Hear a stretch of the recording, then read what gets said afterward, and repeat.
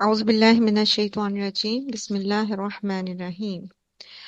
کل چھٹے پارے کے اختتام پر ہم پڑھ رہے تھے نصارہ کی خصوصیات میں سے، اور اللہ سبحانہ تعالیٰ نے ان کا حق کو پہچاننے کی آ، آ، جو ریزن تھی وہ بیان کی تھی کہ وہ کیوں حق کو پہچان لیتے ہیں، یا کیوں وہ حق کا ساتھ دیں گے یہود اور مشرکین کی نسبت۔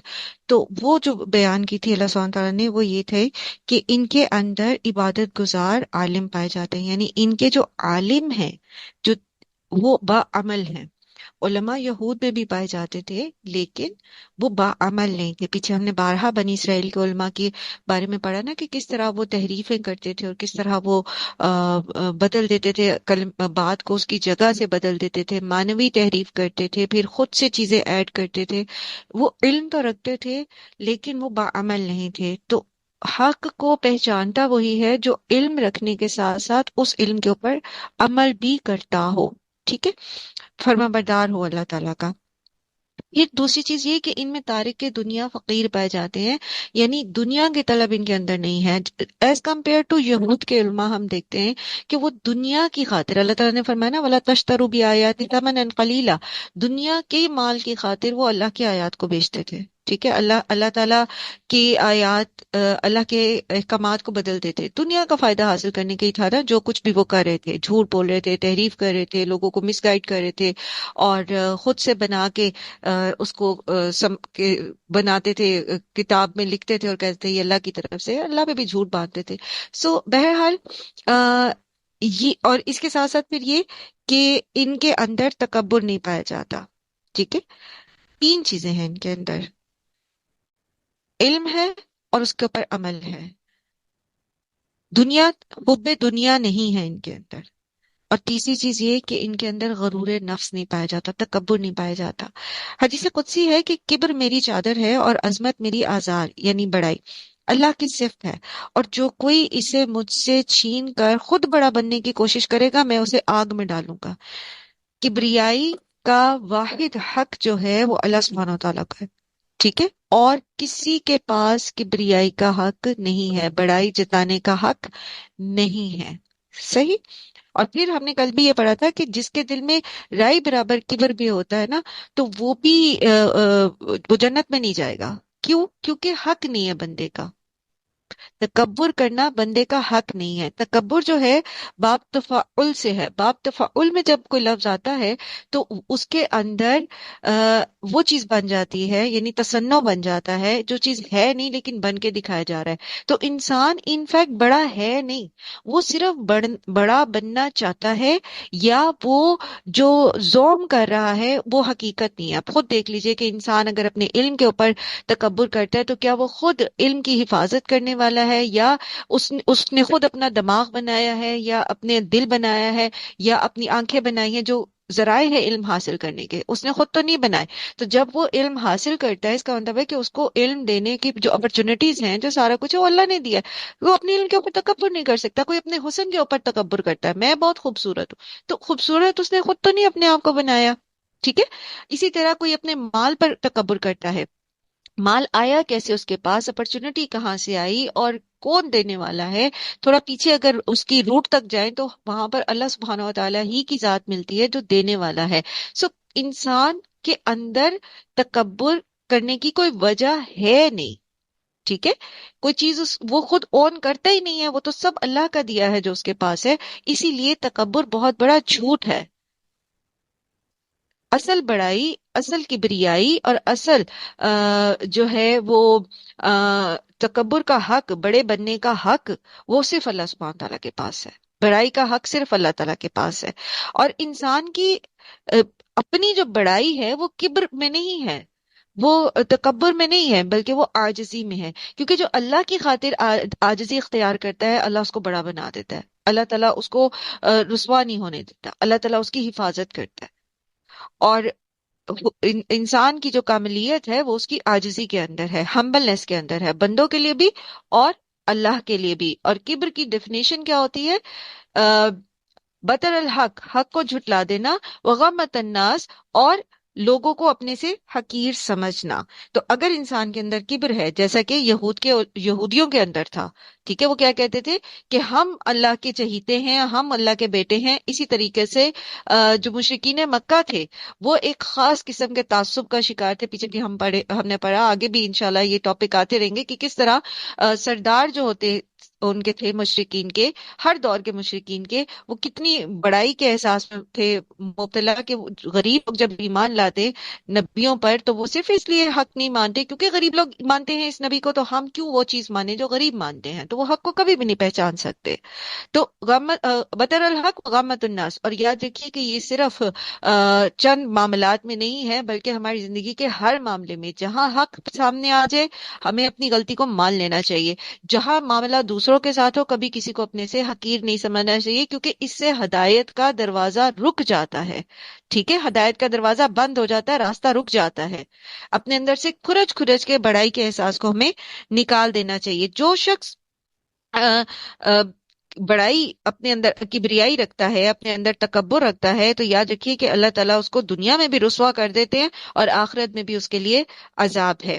وَإِذَا سَمِعُوا مَا أُنزِلَ إِلَى الرَّسُولِ تَرَىٰ أَعْيُنَهُمْ تَفِيضُ مِنَ الدَّمْعِ مِمَّا عَرَفُوا مِنَ الْحَقِّ، جب وہ اس کلام کو سنتے ہیں جو رسول پر اترا ہے تو تم دیکھتے ہو کہ حق شناسی کے اثر سے ان کی آنکھیں آنسوں سے تر ہو جاتی ہیں۔ حبشہ کے عیسائی بادشاہ نجاشی اور اس کے علماء کا یہاں پر حال بیان کیا جا رہا ہے۔ اور آپ یاد رکھیے کہ آنسو تبھی آنکھوں میں آتے ہیں جب دل نرم ہوتے ہیں، جب دل بڑائی کے احساس سے سخت ہو چکے ہوتے ہیں تو تب آنکھوں میں آنسو نہیں آتے حق کو پہچان کے۔ وہ بول اٹھتے ہیں کہ پروردگار، ہم ایمان لائے، ہمارا نام گواہی دینے والوں کے ساتھ لکھ لیجئے۔ اور وہ کہتے ہیں کہ آخر کیوں نہ ہم اللہ پر ایمان لائیں اور جو حق ہمارے پاس آیا ہے اسے کیوں نہ مان لیں، جبکہ ہم اس بات کی خواہش رکھتے ہیں کہ ہمارا رب ہمیں صالح لوگوں میں شامل کرے۔ ایسا شخص جس کا دل نرم ہوتا ہے، ایسا شخص جو اپنے اندر بڑائی کا احساس نہیں رکھتا، وہ حق دیکھتے ہی مان جاتا ہے۔ یاد رکھیے تعصب بھی تکبر کی ایک قسم ہے، اس میں بھی انسان اپنے تھاٹس کو، اپنے عقیدے کو، اپنے رویے کو یا اپنی فلسفی کو بڑا سمجھتا ہے اور دوسروں کو چھوٹا سمجھتا ہے۔ تو جب انسان کے اندر تعصب ہوتا ہے، کبر ہوتا ہے، تو وہ حق کو مان کے نہیں دیتا چاہے اس کے سامنے آ جائے۔ ہاں، اگر اس کے اندر عاجزی ہوتی ہے، ہمبلنس ہوتی ہے، تو جب حق اس کے سامنے آتا ہے تو وہ اس کو اسی طرح مان لیتا ہے جیسے نجاشی اور اس کے ساتھیوں نے مان لیا کہ ہم کیوں نہ ایمان لے کر آئیں جبکہ حق ہمارے سامنے آ گیا ہے۔ فَأَثَابَهُمُ اللَّهُ بِمَا قَالُوا جَنَّاتٍ تَجْرِي مِن تَحْتِهَا الْأَنْهَارُ خَالِدِينَ فِيهَا، تو ان کے اس قول کی وجہ سے اللہ تعالیٰ نے ان کو ایسی جنتیں عطا کی جن کے نیچے نہریں بہتی ہیں اور وہ اس میں ہمیشہ رہیں گے۔ یہ جزا ہے نیک رویہ اختیار کرنے والوں کے لیے۔ رہے وہ لوگ جنہوں نے ہماری آیات کو ماننے سے انکار کیا اور انہیں جھٹلایا تو وہ جہنم کے مستحق ہیں۔ ان کی اس بات کی وجہ سے اللہ نے ان کو شامل کر لیا۔ یاد رکھیے کچھ باتیں ایسی ہوتی ہیں جن کے کرنے کا بہت بڑا اجر ہوتا ہے، اور کچھ باتیں ہی ایسی ہوتی ہیں، صرف باتیں، اس کے پیچھے عمل نہیں ہے لیکن اس کا بہت بڑا وبال ہوتا ہے۔ ہم نے پہلے بھی پڑھا نا کہ انسان ایک چھوٹا سا عمل کرتا ہے یا چھوٹی سی کوئی ایک بات منہ سے نکالتا ہے اور اس کو اس کی اہمیت کا احساس بھی نہیں ہوتا، اور اللہ کے پاس وہ بہت بڑی نیکی گنی جاتی ہے، اور وہ بے سوچے سمجھے بعض اوقات کوئی ایسی بھی بات کر دیتا ہے جو اس کو وہ معمولی سمجھتا ہے برائی کو، لیکن اللہ کے نزدیک وہ بہت بڑی ایک برائی کے طور پر، گناہ کے طور پر لکھی جاتی ہے۔ تو بات بہت اہم ہے، زبان کی حفاظت۔ نبی صلی اللہ علیہ وسلم نے فرمایا کہ اگر تم دو چیزوں کی مجھے ضمانت دے دو تو میں تمہیں جنت کی ضمانت دوں گا، ایک وہ جو تمہارے دو جبڑوں کے درمیان میں یعنی زبان، اور دوسری شرمگاہ۔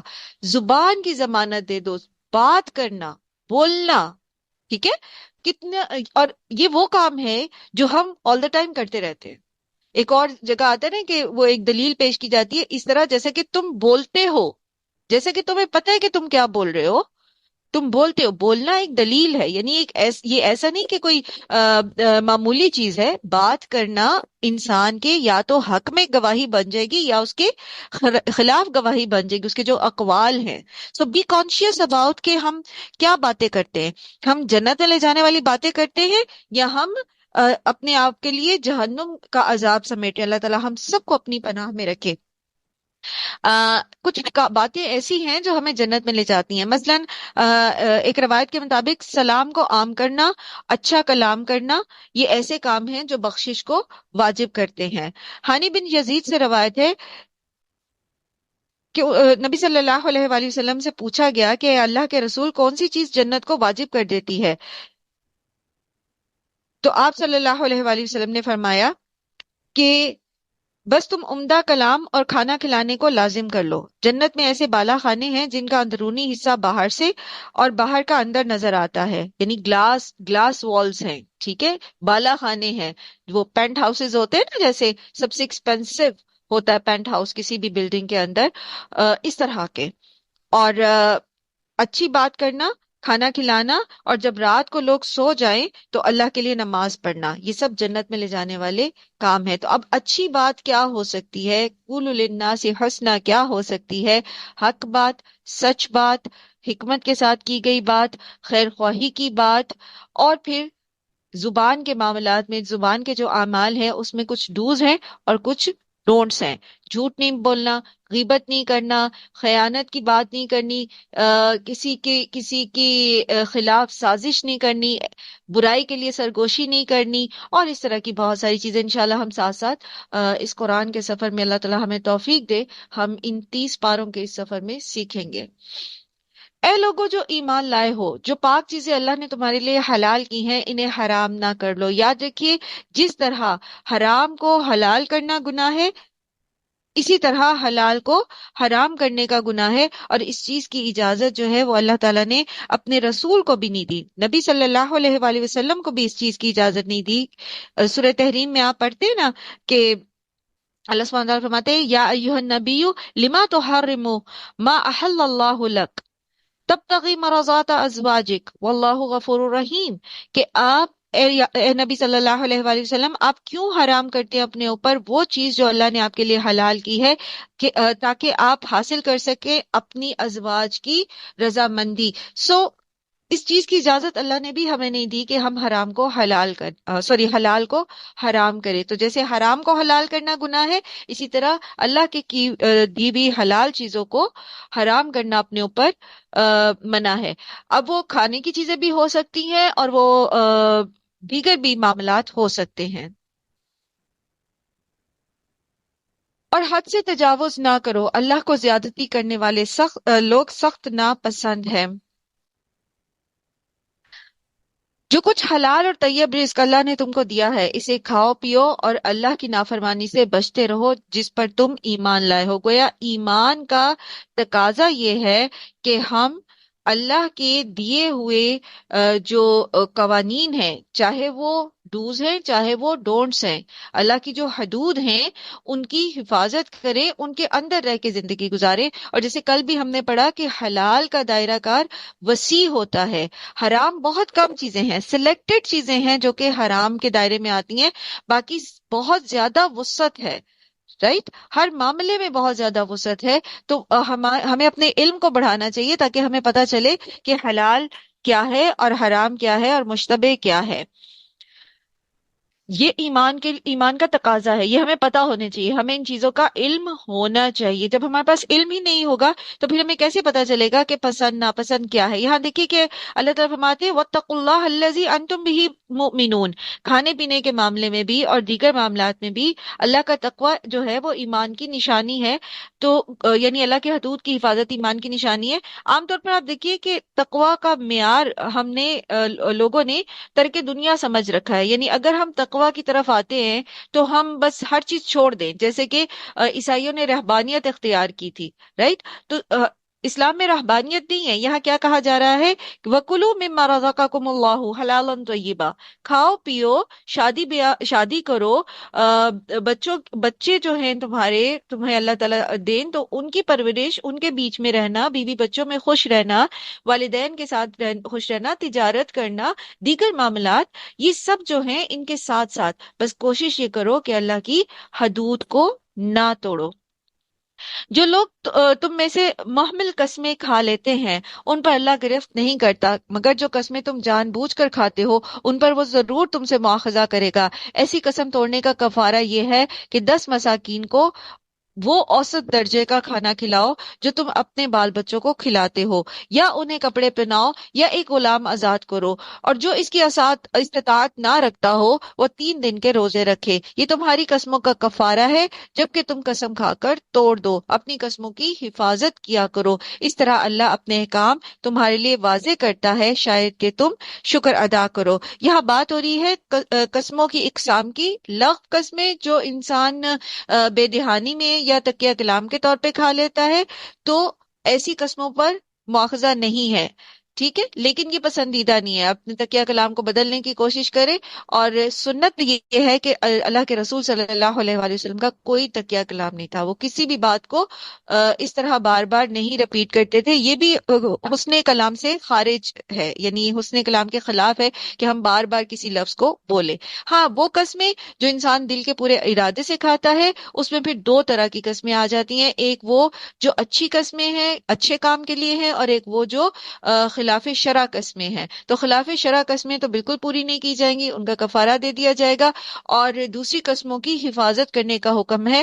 اگر کسی وجہ سے وہ قسم توڑنی پڑ جائے تو پھر اس کا کفارہ دیا جائے گا۔ یہاں قسموں کی کفارہ بیان کر دیا گیا ہے، اب اس کی حفاظت کی بات ہو رہی ہے۔ تو قسم کی حفاظت کے بہت سارے مفہوم ہیں، جن میں سے 3 میں آپ کے سامنے رکھ دیتی ہوں سمجھنے کے لیے۔ اور وہ کیا ہے؟ نمبر 1 یہ کہ قسم جو ہے وہ لغو نہیں ہونی چاہیے، اس کو صحیح مصرف میں استعمال کیا جائے، فضول باتوں اور گناہ کے کاموں میں قسم نہ کھائی جائے۔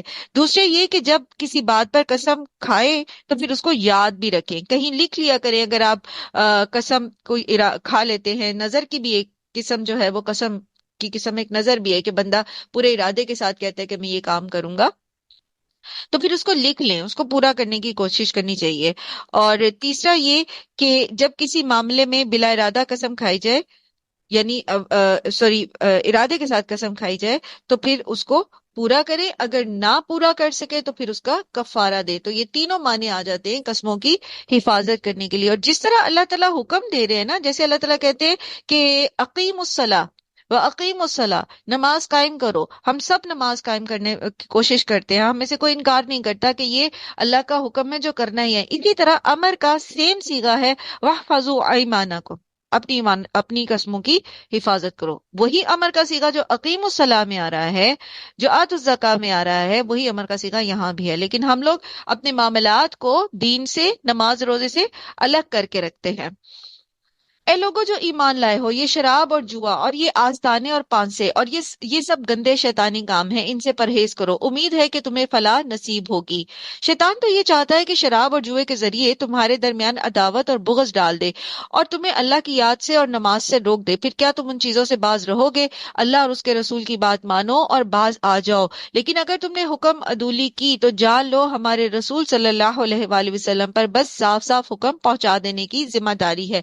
اس آیت میں 4 چیزیں قطعی طور پر حرام کی گئی ہیں، ایک شراب، پھر جوا، اور پھر وہ مقامات جو اللہ کے سوا کسی دوسرے کی عبادت کے لیے یا کسی دوسرے کے نام پر قربانی اور نذر چڑھانے کے لیے استعمال ہوتے ہیں، جنہیں آستانے کہا جاتا ہے، والانصاب، ٹھیک ہے۔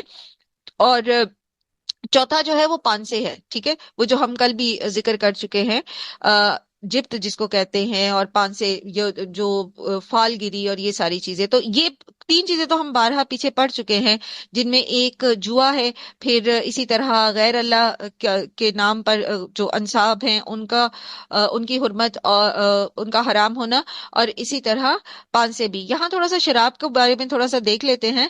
شراب کی حرمت آپ کو پتہ ہے کہ پہلا حکم سورہ بقرہ میں آیت نمبر 219 میں آیا تھا، دوسرا حکم سورہ نساء میں اس کی آیت نمبر غالباً 143 میں آیا تھا، ٹھیک ہے، اور یہ آخری حکم ہے جو شراب کی حرمت کا ہے۔ اور شراب جو ہے اس کے لیے نبی صلی اللہ علیہ وسلم کی ایک روایت ہے کہ انہو مفتاح الشر، شراب جو ہے وہ ہر برائی کی چابی ہے۔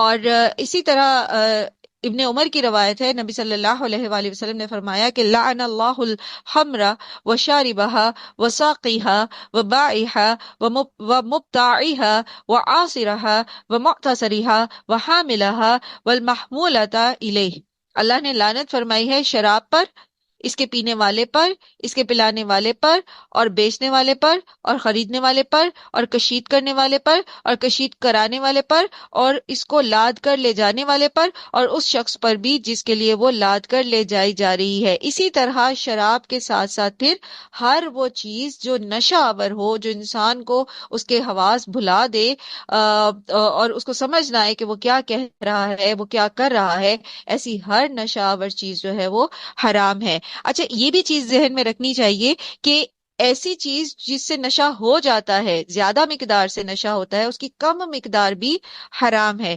نبی صلی اللہ علیہ وآلہ وسلم نے یہ اصول بتا دیا کہ ما اسقر کثیرہ قلیلہ حرام، جس چیز کی کثیر مقدار سے نشہ پیدا ہوتا ہے اس کی تھوڑی مقدار بھی حرام ہے۔ ٹھیک ہے، یعنی جس چیز کا ایک پورا قرابہ، یعنی پورا ایک جام جو ہے وہ نشہ پیدا کرتا ہے، تو اس کا چلو بھر پینا بھی یا ایک گھونٹ پینا بھی وہ حرمت میں آتا ہے۔ بعض لوگ کہتے ہیں کہ قرآن میں شراب کی حرمت کا لفظ نہیں لکھا، حرام کا لفظ نہیں آیا۔ دیکھیں یہاں اللہ تعالیٰ نے صاف صاف شراب کو جوئے، انصاب اور 500 کے ساتھ ذکر کیا ہے۔ اگر کوئی یہ سمجھتا ہے کہ بت پرستی یا ایسی چیزیں حلال ہیں یا جوا حلال ہے، تو پھر وہ شراب کو بھی حلال سمجھ لے۔ ٹھیک ہے، جبکہ یہ ساری چیزیں اللہ سبحانہ و تعالیٰ نے قرآن کریم میں بارہا ان کو حرام قرار دیا۔ شراب اس کے ساتھ ہی ذکر ہو رہی ہے، نشہ ور چیز اس کے ساتھ ہی ذکر ہو رہی ہے، اور پھر اس کے ساتھ ہی یہ کہا جا رہا ہے کہ یہ سب گندے شیطانی کام ہیں۔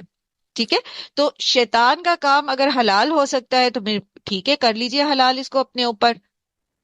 تو یہ ایسی باتیں صرف وہی لوگ کرتے ہیں جو عمل کرنا نہیں چاہتے۔ نبی صلی اللہ علیہ وآلہ وسلم کے ایک فرمان کے مطابق جو شخص نشے کی وجہ سے ایک مرتبہ نماز چھوڑ دے، یہ ایسے ہے جیسے اس کے پاس دنیا اور اس کی ساری نعمتیں تھیں تو وہ ساری کی ساری اس سے چھین لی گئیں۔ اتنا بڑا خسارے کا سودا ہے یہ۔ اور جو نشے کی وجہ سے 4 نمازیں چھوڑ دے تو اللہ پر حق ہے کہ اسے طینۃ الخبال میں سے کچھ پلائے۔ کسی نے پوچھا کہ یہ کیا ہے؟ فرمایا اہل جہنم کا نچڑا ہوا خون اور پیپ۔ اس لیے خود بھی ان چیزوں سے بچے اور دوسروں کو بھی بچائے، اور خاص طور پر وہ لوگ جو ایسی کمیونٹیز میں رہتے ہیں جہاں شراب کو حرام نہیں سمجھا جاتا، یا وہ ایسی کلاس سے تعلق رکھتے ہیں جن کی پارٹیز میں اس طرح کی چیزیں ہوتی ہیں۔ یاد رکھیے، جس محفل کے اندر نبی صلی اللہ علیہ وآلہ وسلم کی ایک حدیث ہے کہ جس دسترخوان پر شراب پی جا رہی ہو اس پہ کھانا نہ کھایا جائے، اس سے بچا جائے۔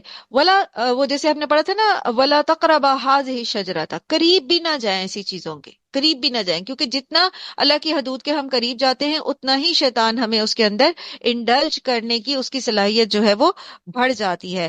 اسی طرح آپ صلی اللہ علیہ وآلہ وسلم نے فرمایا، جس نے اپنے ساتھی سے کہا کہ آؤ جوا کھیلے، اسے چاہیے کہ وہ کفارہ دے۔ یعنی بہت بڑا گناہ ہے یہ کہ کسی کو ایسی چیز کی طرف دعوت دینا، اور جیسے خاص طور پہ آج کل یہ بہت عام ہے، کوئی لاٹری، کوئی ایسی نیٹ کے اوپر کوئی گیم یا اس طرح کی چیزیں آ جاتی ہیں کہ اتنے لوگوں کو آپ یہ ٹکٹ دیں گے تو اتنے آپ کو اتنا ملے گا اس میں پروفٹ، اور پھر اتنا یہ اور یہ اور یہ سب چیزیں جو ہیں یہ بہت مشکوک چیزیں ہیں، اور اس کے اندر جوا انوالو ہو جاتا ہے۔ تو کبھی بھی ایسے میسیجز فارورڈ نہ کریں اور نہ ہی ایسی چیزوں میں شامل ہوں۔ اللہ سبحانہ تعالیٰ ہم سب کو حکمت عطا کرے کہ ہم بہترین طریقے سے اللہ سبحانہ تعالیٰ کی فرما برداری کر سکے، اور فتنوں کے اس دور میں ہم فتنوں کو پہچان سکیں۔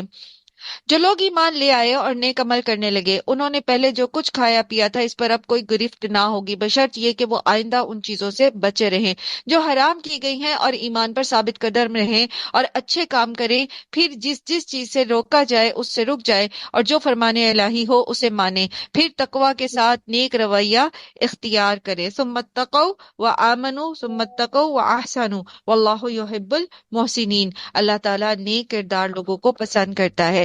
اگر ہم اللہ کی محبت چاہتے ہیں، اگر ہم حزب اللہ میں شامل ہونا چاہتے ہیں، اگر ہم جنت میں جانا چاہتے ہیں، اگر ہم اللہ کا دیدار کرنا چاہتے ہیں، تو کیا ہے؟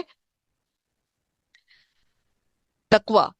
ٹھیک ہے، اذا متقوا، تقوی، وآمنوا اور ایمان، وعملوا الصالحات اور نیک نیک نیک اعمال۔ ٹھیک ہے، ایمان اور نیک اعمال۔ ثم اتقوا، پھر نیکیاں کرنے میں بھی اللہ کے تقوی کے ساتھ رہیں۔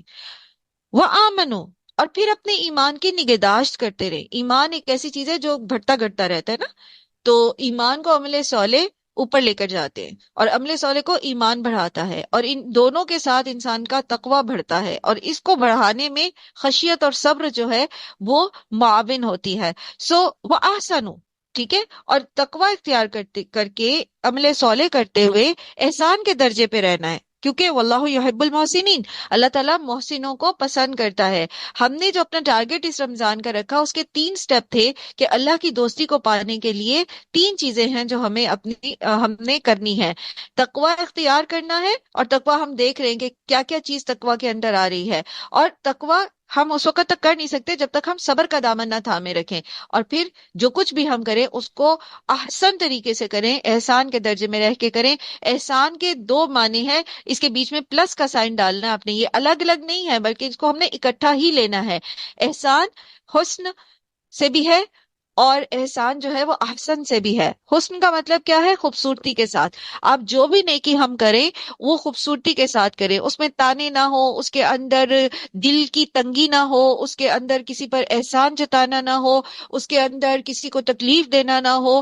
جو بھی ہم عمل کریں اس کو حسن کے ساتھ کریں، خوبصورتی کے ساتھ، اور پھر احسن طریقے سے کریں، یعنی اس کو کمپلیٹ بھی کریں، اس کو کاملیت کے ساتھ کریں، پرفیکشن کے ساتھ کریں، ٹھیک ہے، خوبصورتی کے ساتھ، اور اس کو پرفیکشن کے درجے میں رہ کے کریں۔ اور پھر اسی کے اندر معنی آتا ہے کہ دوسرے کے حق سے بڑھ کر کریں، اپنی ذمہ داریوں سے وہ بالا جا کے کریں، آف دا وے جا کے کوشش کریں۔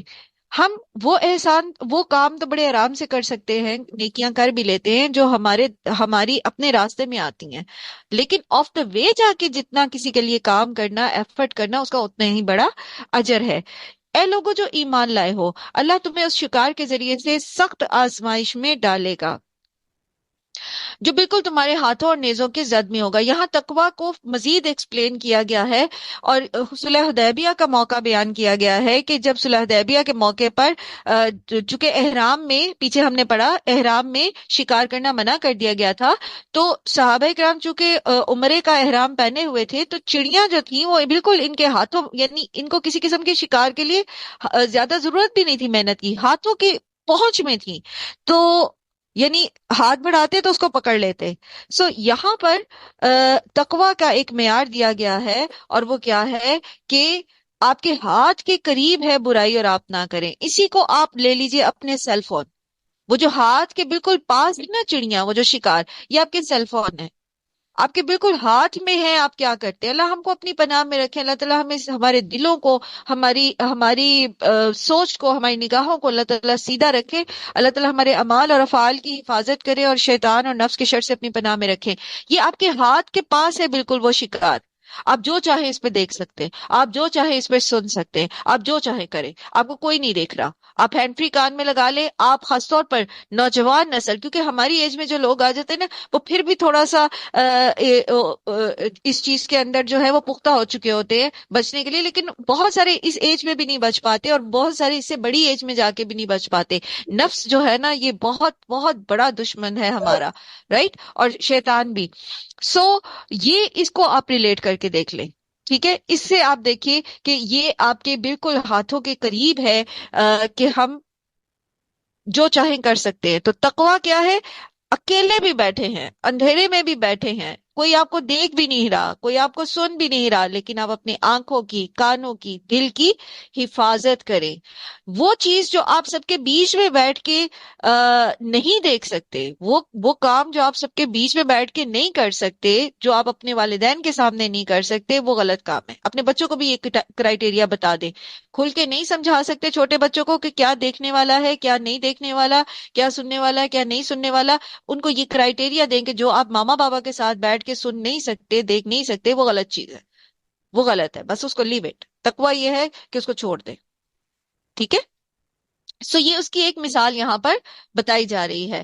اے لوگوں جو ایمان لائے ہو، اللہ تمہیں اس شکار کے ذریعے سخت آزمائش میں ڈالے گا۔ تو یہ ہماری آزمائشیں ہیں، جو فتنے ہیں نا آج کل ہمارے ارد گرد پھیلے ہوئے ہیں، جو ویسٹرن کلچر ہے، وہ جو تہذیب ہے جو ہم اختیار کرتے جا رہے ہیں، سلولی ہم وہ لائف سٹائل اپناتے جا رہے ہیں، سلولی ہم بولنے کا وہ طریقہ، لینگویج میں بھی، اور کھانے پینے میں بھی، اور ہر چیز میں، جو فتنے ہیں، جو ہمیں اصل، جو ہمارا دین کا جو کلچر ہے، جو تہذیب ہے اسلام کی، اس سے دور کر رہے ہیں۔ چاہے وہ بولڈنس کے نام پہ بے حیائی ہے، چاہے وہ کانفیڈنس کے نام پہ بے حیائی ہے، وٹ ایور، آپ سب اس چیز کو بہت اچھے سے سمجھ سکتے ہیں۔ تو یہ سب کیا ہے؟ یہ آزمائش ہے ہمارے لیے، یہ ہمیں اپنی طرف کھینچتی ہیں یہ چیزیں، لیکن ہم نے ان سے بچنا ہے، ٹھیک ہے؟ سو اے لوگوں جو ایمان لائے ہو، اللہ تمہیں اس شکار کے ذریعے سخت آزمائش میں ڈالے گا جو بالکل تمہارے ہاتھوں اور نیزوں کی زد میں ہوگا، یہ دیکھنے کے لیے کہ تم میں سے کون اس سے غائبانہ ڈرتا ہے۔ یعنی تقویٰ کیا ہے؟ کہ اللہ سے غائبانہ ڈرا جائے، اور پھر جس نے اس تنبیہ کے بعد اللہ کی مقرر کی بھی حد سے تجاوز کیا، اس کے لیے دردناک سزا ہے۔